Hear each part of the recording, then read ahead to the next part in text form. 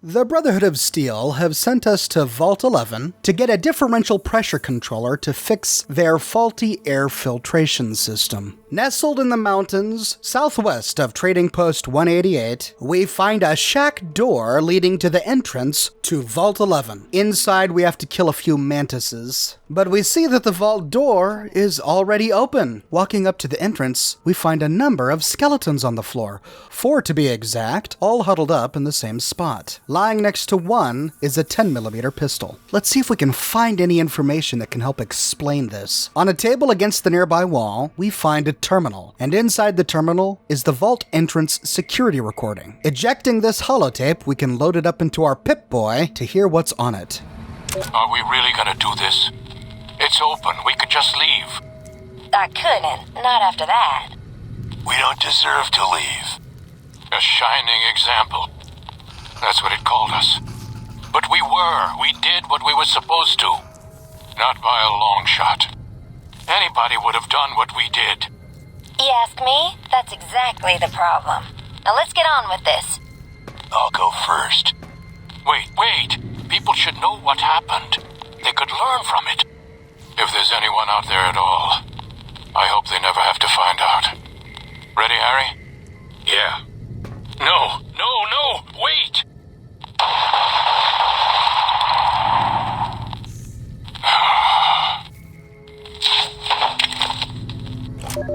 Oh god, what happened? It sounds like they committed suicide, or wait, did Voice 1 kill them? It's kind of hard to tell. It sounds like they were planning to commit suicide. Voice 1 argued against it because they were guilty about something. They did something that shames them. Voice 1 didn't want to commit suicide. He says, anyone would have done the same thing in our situation, and the other voices say, exactly, that's the point. The shots sounded like they happened too quickly for each person to commit suicide. It almost sounds like Voice 1 shot them. Is it because they were going to kill him first? Let's see if we can find out more. What stands out most to me is we find some interesting propaganda posters on the wall that appear to be unique to this vault. We don't find them anywhere else in the wasteland. Rumors about Haley are baseless. Vote Stone for Overseer. Don't vote Glover. His family needs him. Haley is a known adulterer and communist sympathizer. Elect Haley for Overseer. I hate Nate. Glover has done nothing wrong. Vote for Stone. Rumors about Haley are baseless. Vote Stone for Overseer. Sounds like whatever happened at this vault to cause those 4 people to commit suicide happened right in the middle of a heated election cycle. An election cycle where the residents are electing the next Overseer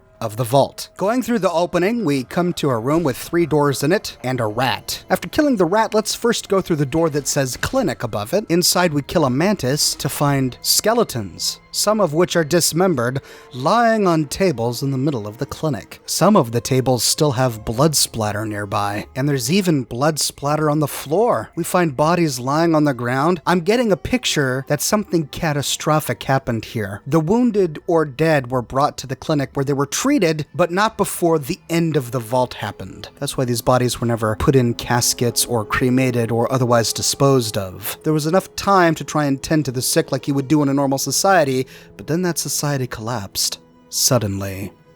Heading out the northern door, we can explore the bathrooms on this level. The one directly across from us is the men's. We don't find much in here, but we also don't find any skeletons lying on the toilet. Now, if you've ever explored any of these post-apocalyptic scenes, we often find bodies in the bathrooms. This is because when the nuclear bombs hit, the radiation or the blast was sudden and instant, killing people where they sat. But we don't see any of that here. None of these corpses are going to the bathroom, and the story is the same in the women's restroom. Kill a mantis, but none of these stalls have any corpses. This makes me think that whatever happened here wasn't a natural disaster or some sort of mass man-made catastrophe, but instead must have been the offspring of social disorder. People were out and about. People were actively engaged in something. They weren't sitting back and death rolled over them. They were actively engaged in whatever transpired here.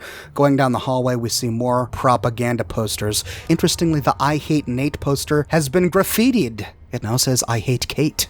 Continuing down this hallway, we find stairs leading down, but we want to finish exploring this floor first. So heading back, we've already explored the clinic, the bathrooms, and we came from maintenance. So we'll go through the only remaining door. This brings us to a classroom on the left-hand side. It's empty. No corpses, no writing on the walls, not a whole lot of loot, but we do find a public terminal. And here is where we find 3 of the most prominent notes that are on every single terminal in this vault. The first is the Vault 11 election guide. This guide was written by Roy Gottlieb, the chairman of the coalition of the Vault 11 voting blocks, and the president of the Justice Block. So the inhabitants of this vault have been split into different blocks, or political parties, each of which has their own president, and each of which come together to vote for a new overseer after a certain amount of time. Roy calls this voting guide the Dweller's Official Guide to Obtaining Overseers Democratically, or Do Good. Ugh. Like many voting guides, it summarizes each of the overseers running for office, their statements, key positions, and interestingly, most importantly, it says their endorsements, the people who have endorsed their nomination. The first nominee for overseer is a man named Henry Glover. He has been endorsed by the Utilitarian Bloc, the Divine Will Bloc, and the Allied Service Workers Bloc. Let's read his profile, penned by Henry Glover himself. He says, "I'm a devoted husband and father of 6 beautiful children. My oldest, Sam, was on the honor roll this quarter, and I couldn't be prouder of him. My youngest, Henry Jr., just said his first word, and it was Dada. We've got this bond already, and he's still just a baby. Friends, when you go to the polls this election, I want you to think of your own children. Then I want you to think of Sam and Henry Jr. Picture their faces. Nate Stone should be overseer, not me." The next candidate, Donna Haley, has been endorsed by the Human Dignity Bloc and the United Vault Technicians Bloc. She says, "I'm aware of the rumors circulating about me. I want everyone to know that they're vicious lies being spread by the other candidates in a desperate smear campaign. I have never in my life done anything so depraved, let alone 4 such things. But even if I had, that still wouldn't mean you should vote for me. Consider the fact that I am grossly underqualified for the position, and that both of my opponents are far more deserving. I know nothing about governance. You would be hard-pressed to find a worse candidate than me. I can promise you my administration would be a disaster." Poor Haley, she was the one who was called an adulterer and a communist. And then we see the profile of Nathan Stone. He's the guy referred to in the I Hate Nate posters. His sole endorsement is the Justice Bloc. He says, "This is ridiculous. I shouldn't even be a candidate, and I wouldn't be a candidate if it weren't for all of the dirty backroom politics going on around here. It's sickening. You should all be ashamed." None of these candidates want to be overseer. Why are they running? The next note says, "Notice of postponement." This was written by Terry Hart, the president of the Human Dignity Bloc. He says that voting for the overseer has been postponed due to the tragic events of the past few days. We learned that there has been a spate of murders, and that before they can do the vote for the overseer, the security team here in the vault needs to do an investigation to find and apprehend the perpetrator. He ends by saying, "If we find the killer, we may have found a promising new candidate for overseer." Why would you make a murderer overseer? The last entry is Overseer Order 745. This comes from Catherine Stone. Overseer. Effective immediately, the traditional selection process for overseer is hereby ended. In lieu of a yearly election, a citizen will be chosen 1 month prior to the start of his or her term with our mainframe's random number generator, ensuring complete impartiality and fairness. Wow, alright, we just kind of learned a lot here. So nobody wants to be overseer. We don't know why yet. Because no one wants to be overseer, they use very dirty tricks to get other people nominated, spreading lies like you're an adulterer or you're a communist, and resorting to pathetic begging to get people to not vote for you. "Oh, I have so many children, do you really want to make them fatherless?" It looks like everyone's goal with this election is to vote for the worst of the worst. That's why Terry, the president of the Human Dignity Bloc, thinks that once they find the murderer, that person will have a really good chance at becoming overseer.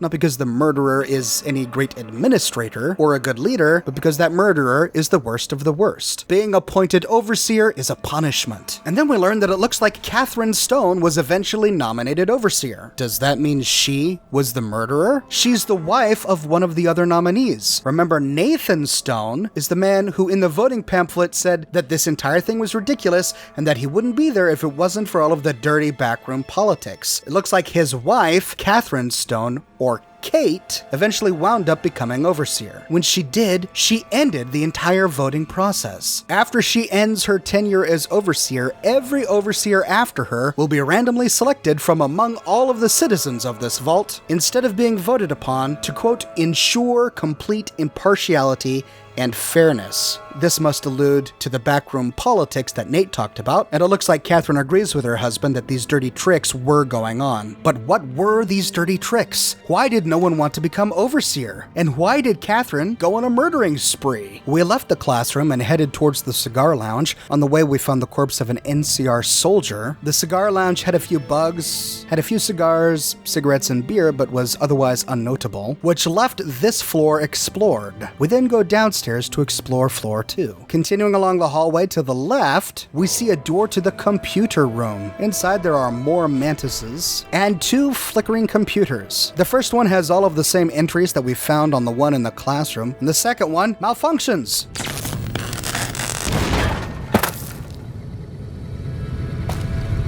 Backing out of this room and down the hallway, we go up some steps to explore more rooms. One appears to be a chemistry lab or a workshop of some sort. Here we find a terminal, but it has all the same terminal entries. Heading out and down this hallway is a stairway leading back up to the entrance. This is the stairway we looked down to kill that one rat. So we need to turn around and go back. This brings us to another stairway going down and a door that leads to the Vault 11 living quarters. Down the hallway and down some stairs, we open a door to find a lounge area of sorts with a number of connected doors. There's the remains of what must have been a shop at one point, selling random supplies and food, and then a door to the female dorm, to the male dorm, and to the admin area. Let's explore the male dorm first. Going down the stairs, we can explore the individual rooms on this level. Now remember to open every single chest of drawers and locker you can, because we need to collect all of the Vault 11 jumpsuits. This is for a quest we get from Sarah Weintraub on the strip called Suits You, Sarah. We'll walk away from Vault 11 with 20 some odd vault suits. In one of the rooms we find a functional terminal, but it's locked. In a footlocker near the terminal we find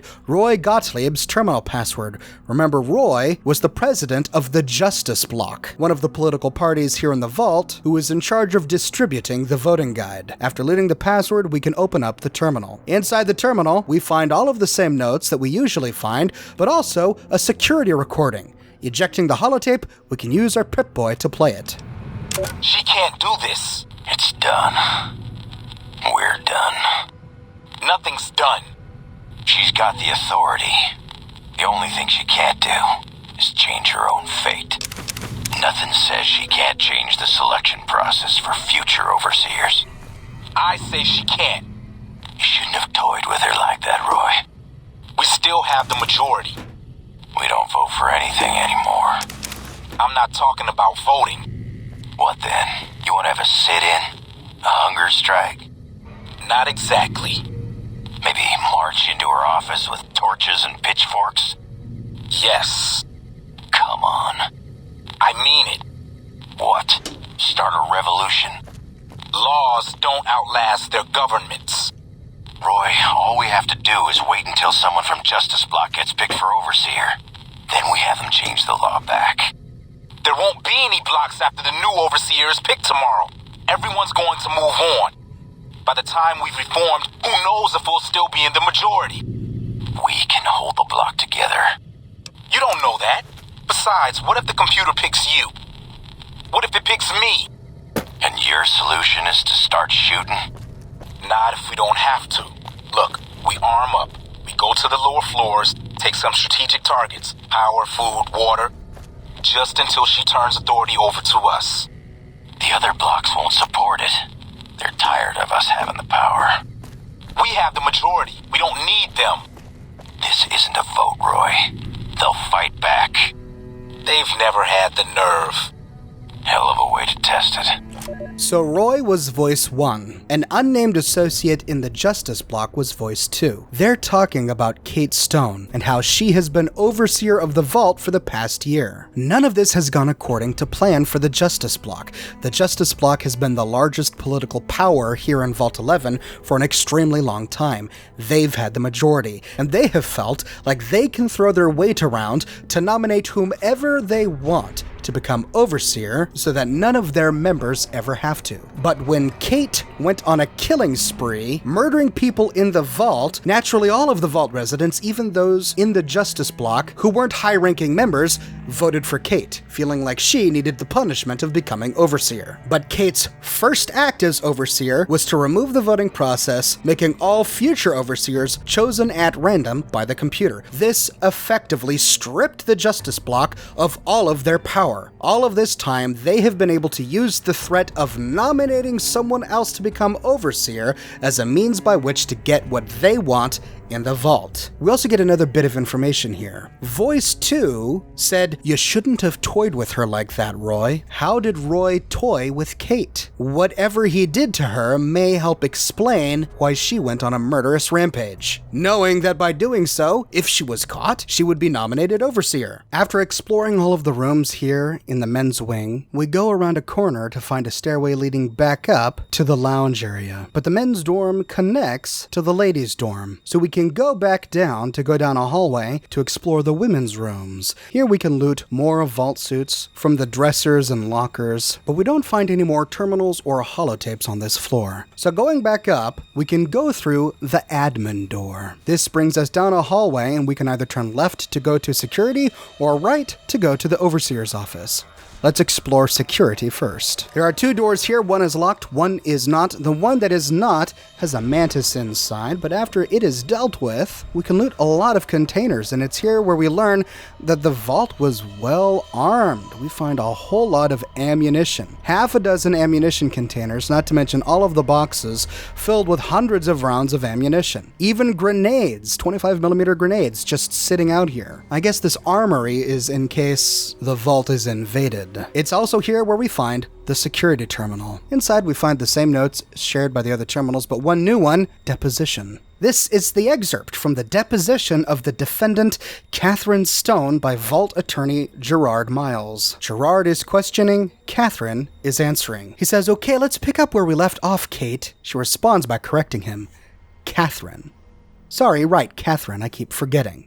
Only my husband calls me Kate," she says. Gerard is questioning her about a conversation she had with Roy Gottlieb, the president of the Justice Block. He's the voice on the last holotape we heard who talked about a rebellion. Gerard refers to their conversation as an alleged conversation. She says no, this conversation actually happened. He reminds her that it's his word against hers, and so he asks her to repeat the conversation. She sighs and says that Roy said that my husband's name came up in their meetings. Their meetings about who they wanted to endorse as overseer. They were planning to endorse her husband Nate. Roy wouldn't say why, but Catherine knew that it was because her husband Nate had a regular poker game with some of them, and he'd been on a winning streak lately. They were trying to punish him for beating them at poker by nominating him to become overseer. According to Kate, Roy Gottlieb invited her into his office and said that he could prevent his block from endorsing Nate only if Kate performed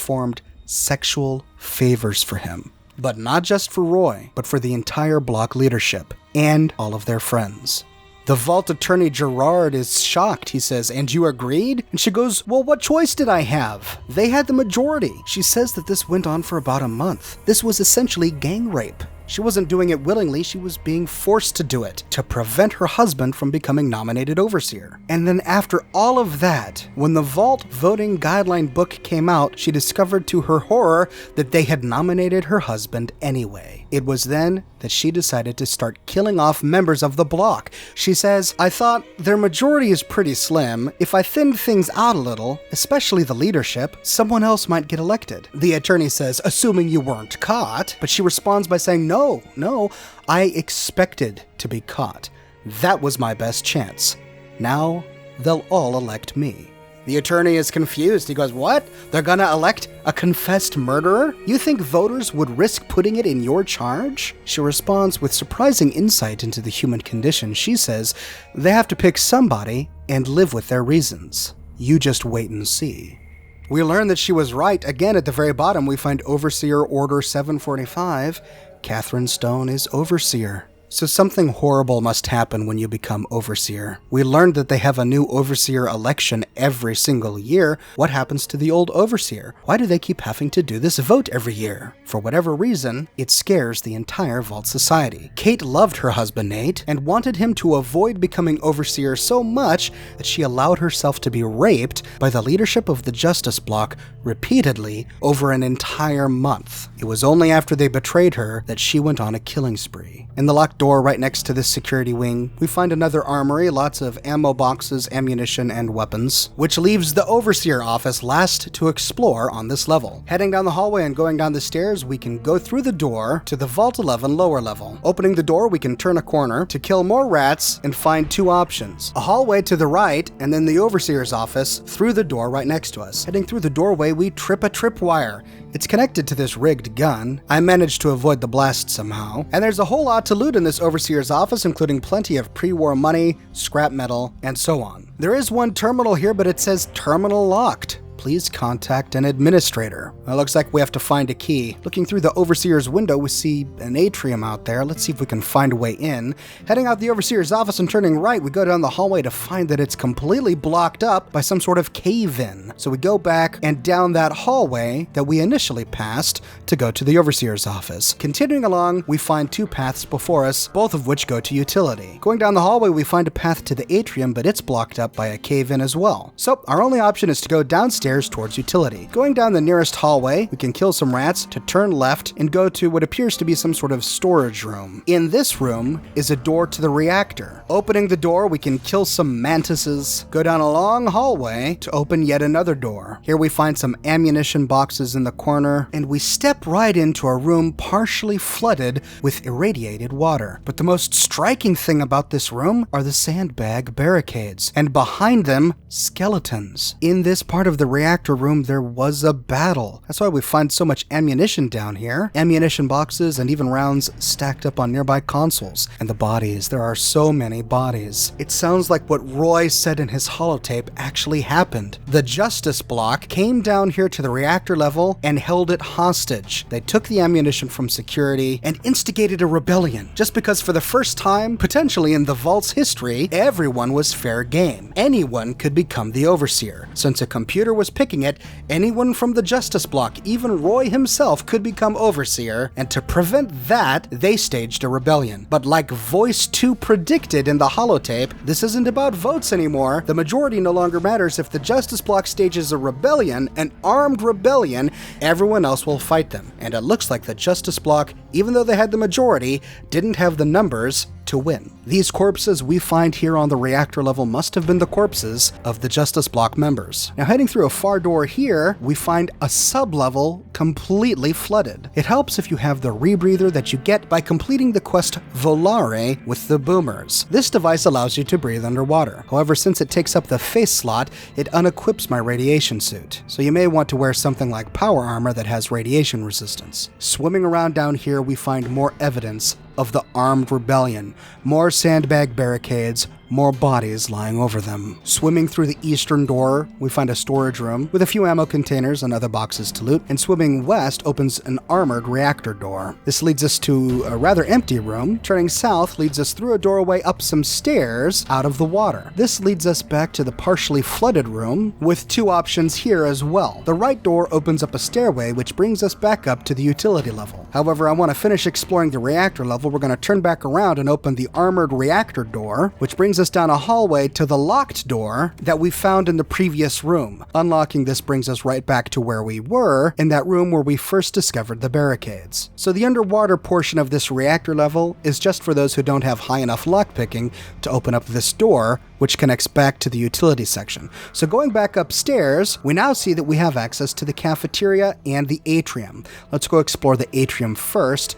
Heading down the hallway, we can open a door to the right, which brings us to the ground level wall of the atrium, and here I found a whole lot of mantises. I had to resort to VATS here to pick off 5 or 6 different mantises.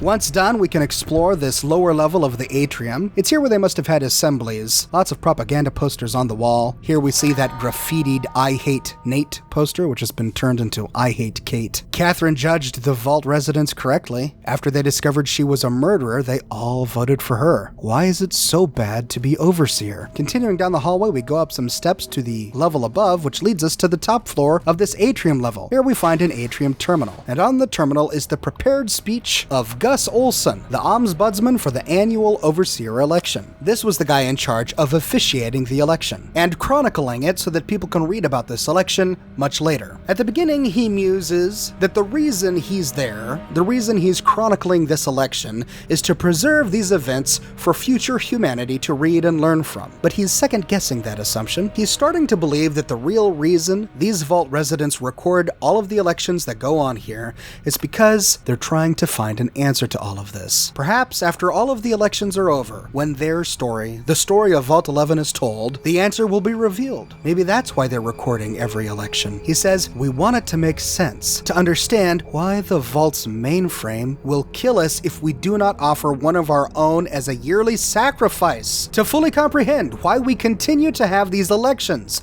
despite the unfettered corruption that has plagued it for what must be decades by now. At last we understand why no one wants to be overseer. At the end of the year, the overseer is sacrificed. Gus continues. He says, elections used to be about shaking hands and kissing babies. But with the rise of the voting blocks and the infestation of bribery, drug trafficking, smuggling, and God knows what else, we want to know why. We actually know what else. They can add to bribery, drug trafficking, and smuggling, extortion, and gang rape. To answer this question, why the Vault mainframe wants to kill the entire Vault unless they offer a yearly sacrifice, Gus went through the archives. He read the account of the first official Vault Overseer. We learn that this Overseer was the only person to enter Vault 11 with a knowledge from Vault-Tec of what was going to happen here. The only one to know that the experiment at this Vault was to demand of its residents a yearly sacrifice, or else the entire Vault would be killed. But Gus surmises that the original Overseer didn't understand why this experiment was going on, or foresee that the residents would vote on the next victim, because if he did, surely he would have guessed that the citizens would have voted for him, the first Overseer, to be the first sacrifice. When they found out that every year someone from this vault was going to be sacrificed or all of them would be killed, they likely were enraged and took out their rage on the Overseer, the only one who knew about this going in. Gus says surely he would have guessed that we Vault Dwellers would choose the sacrifice democratically in the way that we citizens are accustomed to washing our hands of terrible deeds, and that after sacrificing the Overseer, the vacancy in the Overseer and the Martyr would forever fuse the two positions into one. And of course that makes sense. If every year they had to vote for a new sacrifice, and if they just sacrificed their Overseer and have to vote for a new one anyway, they might as well combine the elections into one. The vote for an Overseer is a vote for the sacrifice. Now they were able to sacrifice the Overseer because they guessed the password to the Sacrificial Chamber. God, there's a Sacrificial Chamber here? The password was the first Overseer's wife's first name, Betty. When it was time to die, the very first Overseer walked down into that room crying like a child.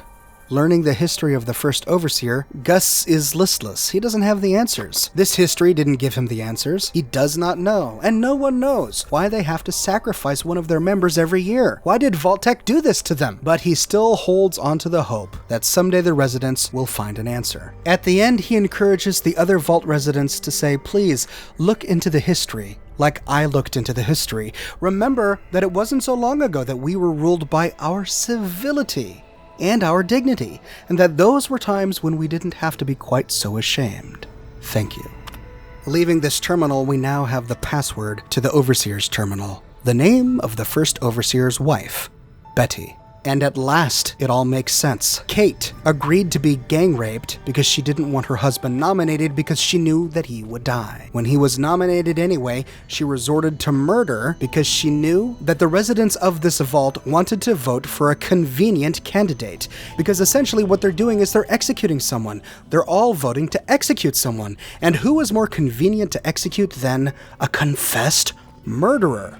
She was smart. She murdered some of the leadership of the Justice Bloc not just for revenge, but in order to save her husband's life. It was the only way she could be guaranteed to do so. She knew that she would be caught and that everyone would vote for her. She would become overseer and she would save her husband's life. And she also made an important change with the idea of saving more people's lives. She used the opportunity to change the way this society voted for overseer, to remove the vote altogether, so that never again would a wife be coerced into forced sex with a group of men just to save her husband's life. So that never again, in the words of Gus, would there be bribery, drug trafficking, and God knows what else. If it's all up to random chance, there's no chance of corruption. But what she didn't factor into this is how the Justice Bloc would respond. They responded after a year with rebellion. And this is why we find the bodies littering the place. The bodies of the Justice Bloc members slumped over their own barricades. The bodies of the other vault residents lying on the tables in the clinic, lying on the floor in the cafeteria, because they fought the rebellion. They refused to be usurped by the Justice Bloc. After exploring the atrium and the cafeteria, we backtrack through the hallways, through the sunken level, and through the reactor back to the utilities section. And it was here where we saw another pathway down. This leads to yet another sunken floor. Equipping our rebreather, we can swim down to find a room to the left. In this room, we find a first aid box, but most importantly, in the locker, we find the differential pressure controller. This is why we came here to begin with, even though now we've gotten caught up with the horrible tragedy that went on here. But we must loot this to bring it back to the Brotherhood of Steel. Swimming through this sunken floor, we find a stairway at the opposite end, which leads us to another utility room with more sandbag barricades and more skeletons lying on the floor amongst the ammunition and weapons they used to rebel. Here we find an interesting trap. I managed to come upon this from the opposite side. It's a tripwire with a girder rigged to strike somebody who opens and walks through this door. With the utility section fully explored, we can head back up the stairs, through the hallways to the Overseer's office. Now that we have the passcode Betty, we can activate the terminal to open the Sacrificial Chamber.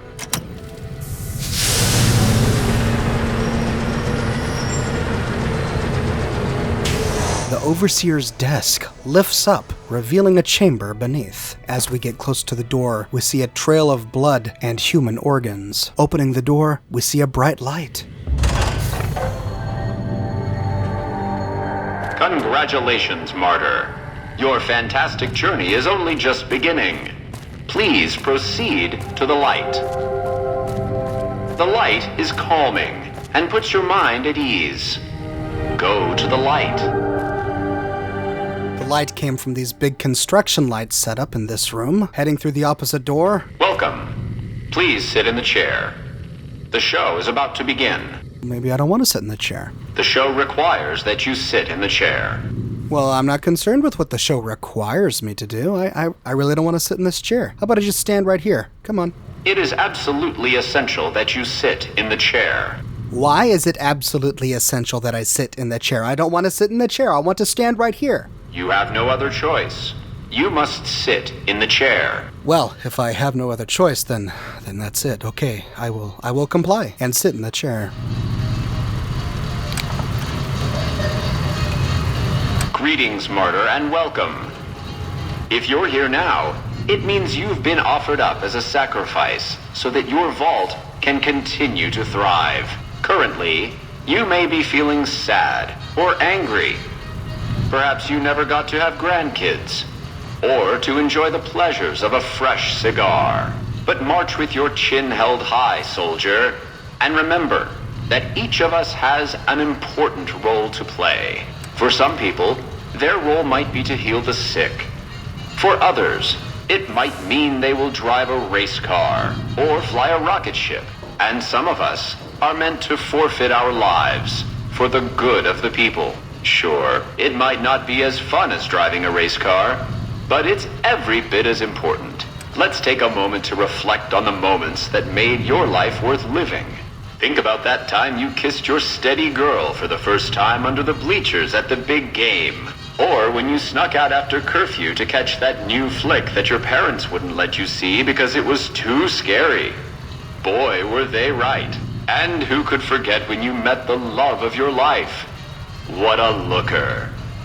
These are just examples. Do you feel that feeling stirring in your chest as you think of these things? Good. What you are feeling is peace. You've led a great life. Living it has been its own reward. But it is only the beginning. Close your eyes now, and imagine what joys await you in the next life. The afterlife. Can you see them? Good.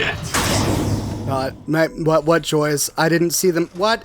The doors open up on either side. I'm sorry, man, but these forced me to utilize the Robots attack!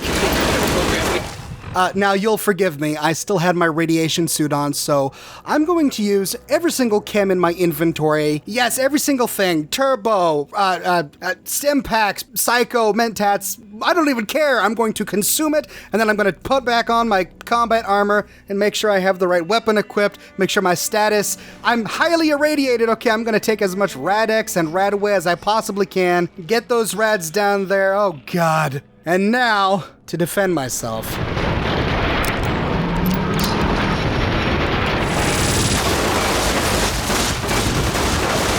We get attacked by Robo-Brains and Sentry Bots, armed with Gatling lasers and Tesla cannons. And the ceiling is lined with 4 ceiling-mounted machine gun turrets. But that's just one side. The opposite end of the room has robots and machine gun turrets as well. ED is down. Veronica is down.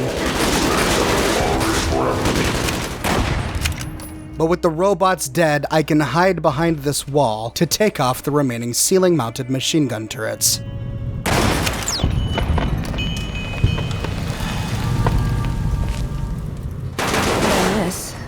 Oh, they're back. Okay. Good to see you, Eddie. Good to see you, Veronica. We survived. I don't know how, but we survived. But we're the only ones. Look at these corpses. Each of these was a Vault 11 Overseer. 1, 2, 3, 4, 5, 6, 7, 8. That's 8 years. Did this vault exist only for 8 years?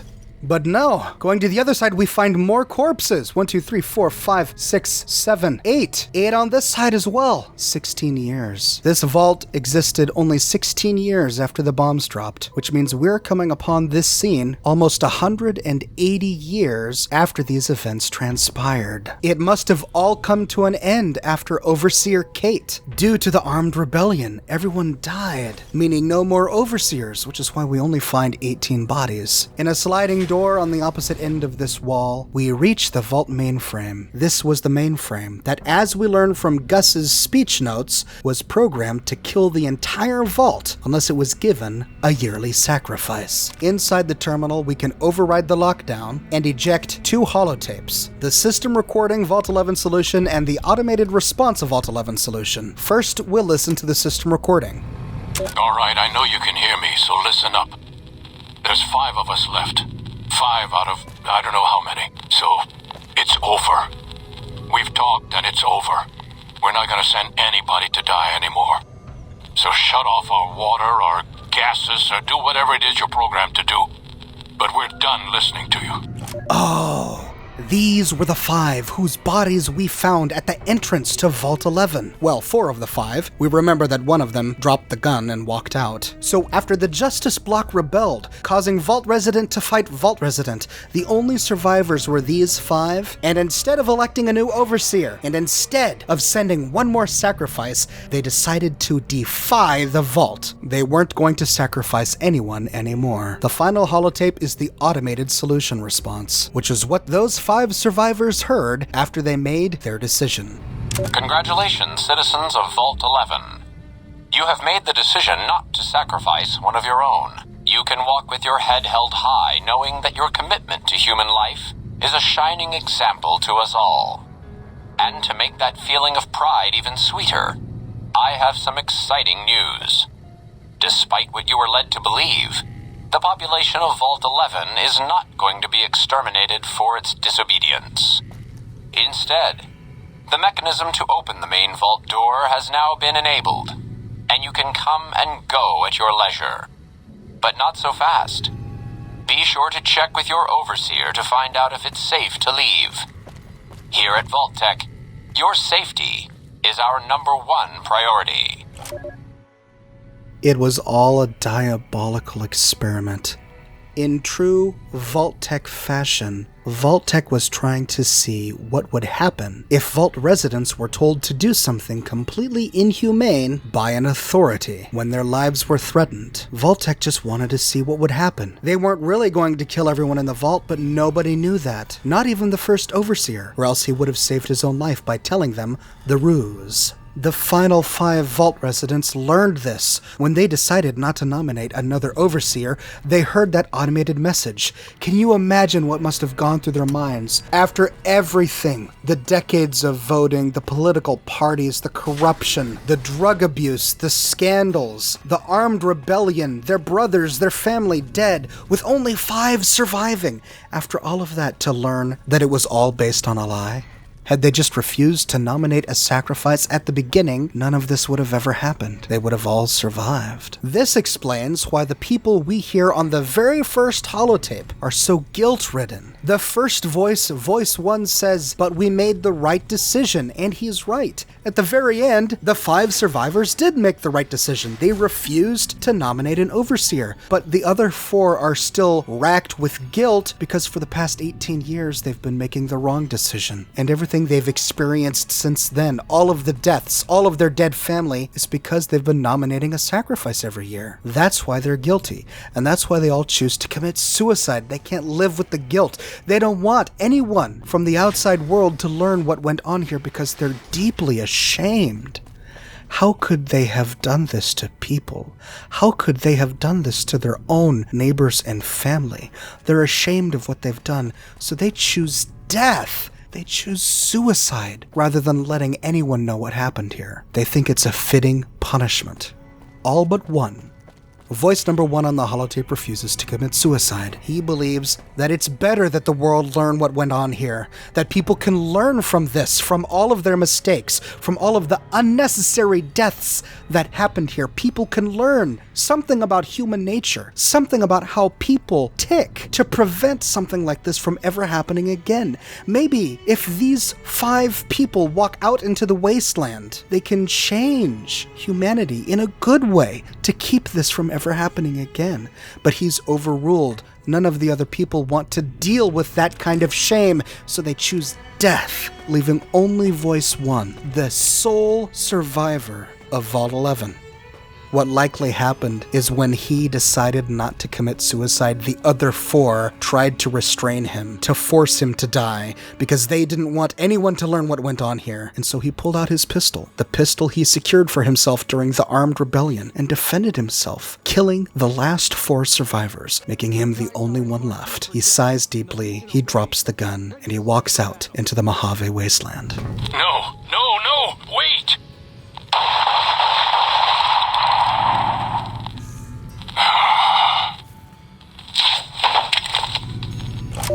What can we learn from this? What can we take away from this horrible story? Well, part of this story is inspired by the Milgram Experiment on obedience to authority figures. And we know this because, you know that part in the Sacrificial Chamber where the voice over the loudspeaker commands us to sit in the chair? Those lines are nearly directly from the Milgram Experiment. That experiment wanted to see how far people would go when instructed to do something by an authority figure. It wanted to see what kinds of things a person would do if they were told to do it by an authority. This was put together by a Yale psychologist named Stanley Milgram, and what he did is he connected a person to a device that gave very painful shocks, and then he connected a button to that device, and then he sat someone down at the button and told a person to push that button. When the person pushed the button, the other person would get a shock. Stanley Milgram wanted to see how much pain a person was willing to inflict on another person just because they were told to. And so each time the person pushed the button, the shock would get worse. Stanley would sit there and say, "Please continue." The person is sitting there with the button. He pushes the button, the shock gets worse. He would say, "The experiment requires that you continue. It is absolutely essential that you continue. You have no other choice. You must continue." The shocking thing about this experiment is they discovered that even for no other reason than that the experiment insisted, that the researcher told them to, they were willing to cause a great deal of electric shock pain to another human being just because an authority figure told them to. That same situation is mirrored here. Even though we don't want to sit down, we finally sit down in the chair because the authority on the loudspeaker tells us to. The Vault Dwellers would never sacrifice one of their own under normal circumstances, but because an authority tells them to, with threat of their own destruction, of course, they do it. This also mirrors a short story called The Lottery, written by Shirley Jackson. I remember reading this story when I was in 4th grade. I'm sure many of you remember this story too. In that story, a small town in America would have a yearly lottery where they would stone somebody to death as a way to keep the society united. The thinking went, if they could take all of the evils of the past year and project everything bad that went on onto one person and murder that person, they can do away with the evils. And if everybody's doing it, then no one person is a murderer, everyone shares that guilt. And it brings the society closer together because they all share the knowledge that each of them is a murderer. The men, the women, and even the children. In the story, a woman who protests this lottery, this execution, from the very beginning, just so happens to be selected as the victim. She gets put in the town square, and one by one, the entire town comes by and stones her, even her husband and her children. One of the reasons why this story is as powerful as it is, and it kind of affects us emotionally, is because it hits to something that we all understand. And it's actually something that Tommy Lee Jones relates rather eloquently in the 1997 film Men in Black, when he says, "A person is smart, but people are dumb, panicky, dangerous animals." This is why companies get more evil as they get bigger, why governments get more bureaucratic and lose their humanity and their common sense as they become more bloated. And it's because most people feel accountable for their own actions, but they're also lazy, and whenever they have an opportunity to give that accountability to someone else, they will. If a company is really small, then the only one accountable for the choices that company does is the president, the CEO, the people working in that company. It's so small, no one else is responsible for it. But when the company becomes huge, thousands of employees, when an employee makes a decision, even if that decision impacts a lot of people, he can always say, well, someone else in the company is responsible. I may have pulled the switch, I may have sent the tweet, I may have approved that product, but I only did so because X. It's a way of pushing aside responsibility. It's the same thing with large bureaucratic governments. Yes, of course, vets should receive amazing health care, but they don't, not because it's my fault, not because I did anything, but because of bureaucratic reason 895. In this story, everyone in the vault knew that murdering one of their own was wrong, but they didn't refuse to do so, partially because they were instructed to do so by an authority, partially because they were threatened with their own lives, but also partially because everyone else was doing it. They didn't want to stand out, and it gave them an easy excuse for shuffling blame. Yes, I did vote to kill this one person, but so did everyone else, so I'm not really responsible. But the guilt is still there, which is why all of the election season propaganda was about trying to make sure that the person who's elected deserved it. Well, Haley deserves to be overseer because she's an adulteress and a communist. Oh, she did these evils, therefore she deserves to die. And it's why Kate ultimately got the nomination. Sure, they may all understand why she became a murderer, but at the end of the day, she's the only murderer who has been nominated, so it made their choice easier. It's easier for them to kill a murderer than any of the other nominees.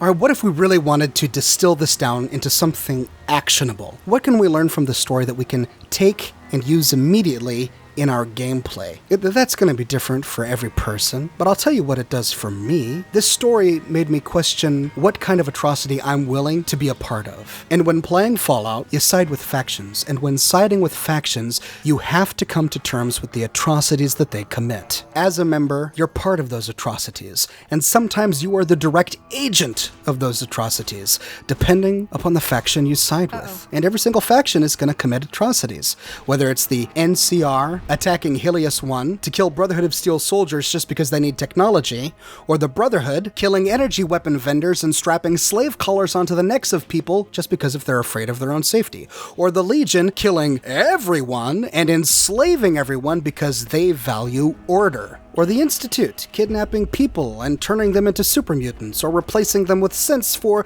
the sake of research. Or Maxon's Brotherhood in Fallout 4, stealing crops from settlers because the Brotherhood needs it. Or going to Acadia and wiping out an entire town of peaceful synths just because they're synths. Or even the Minutemen, destroying the Institute, filled with scientists because they deserve it. What atrocities are we willing to be a part of? You know, when I publish my videos on Cook and the Fiends, it's nearly universal. Almost everyone says that the Fiends are horrible, they're disgusting, they murder, they rape, they need to be destroyed. Almost everyone who leaves a comment on those videos says that they need to be wiped off the map. The Fiends are evil, but you can't side with the Fiends in Fallout New Vegas. In Fallout 4 Nuka World, you can side with the Raiders. Those Raiders are no better than the Fiends. They take what they want, they murder whom they want, they do what they want, but when I published my videos criticizing the Raiders in Nuka World from Fallout 4, I got a lot of people trying to justify their behavior. But they might not have if they weren't allowed to side with them. Which factions are we defending just because we chose to side with them early in the game? What type of behavior are we allowing? Or are we turning a blind eye to just because our faction, the faction we like, did it? Some will excuse what the Raiders in Nuka World do by saying things like, well, this is the post-apocalypse, we can't judge people by today's morals, you have to put your mind in the mind of a wastelander in a post-apocalyptic setting that has post-apocalyptic morals. And yet, how can we not judge Raiders for raping, pillaging, murdering, but then judge Vault-Tec for performing this kind of experiment? Or judge Cook for kidnapping and raping? What happened in these vaults is in a post-apocalyptic setting. What happens in the Mojave Wasteland with Fiends is just as post-apocalyptic as what happens in Nuka World with the Pack and the Disciples and the Operators. How can we say that we can't judge Raiders or we can't judge Porter Gage because they're just living for themselves and doing what they need to survive, and they're just operating in their own post-apocalyptic morals? We can't put pre-apocalyptic morals on them, but then turn right around and criticize Vault-Tec for evil, horrible, inhumane experiments like this. Now, of course, at the end of the day, it doesn't matter. This is just a video game, but I've always believed, and one of the reasons I make these videos is because video games are a new type of art that tell really important stories just like books and movies do. And I think it's important that we reflect on these kind of things, not only just to grow as people, but it's entertaining. I personally enjoy thinking about these kinds of things, even though they don't really matter, they're fictional, these events never occurred, it is just a video game. But I think we can learn a lot about the human condition by taking a look at stories like Vault 11. And if role-playing matters to us, and if being either a good guy or a bad guy matters to us in our gameplay, then thinking about these things, really thinking about them, to understand what decision is the best one, will help us better roleplay. Anyway, that is the great tragedy of Vault 11, and it's one more reason to absolutely despise Vault-Tec. I've shared with you my thoughts, but what are your thoughts? What were you thinking when you walked away from doing this quest in your game? Please let me know in the comment section below. I read all of your comments, and I use your comments as inspiration for my future videos. I'm working my way through all of these wonderful Brotherhood of Steel locations in preparation for a video on Hidden Valley and the Brotherhood of Steel and Veronica. So if you want to make sure that you don't miss those videos, be sure to subscribe and click that bell notification button. And I've got a t-shirt shop, folks. We just released a new t-shirt on Takahashi, everyone's favorite noodle-slinging robot from Diamond City. If you're interested in my shirts, you can find a link in the description below. And if you like what I do and you want to support me in a more personal way, consider becoming one of my patrons on Patreon. Patreon subscribers gain access to a private channel on my Discord server, as well as a bunch of other cool Oxhorn perks. But more than anything, ladies and gents, I'm just so glad you're here watching this video with me today. Thank you so much for watching, and I'll see you tomorrow morning, bright and early, with a brand new video.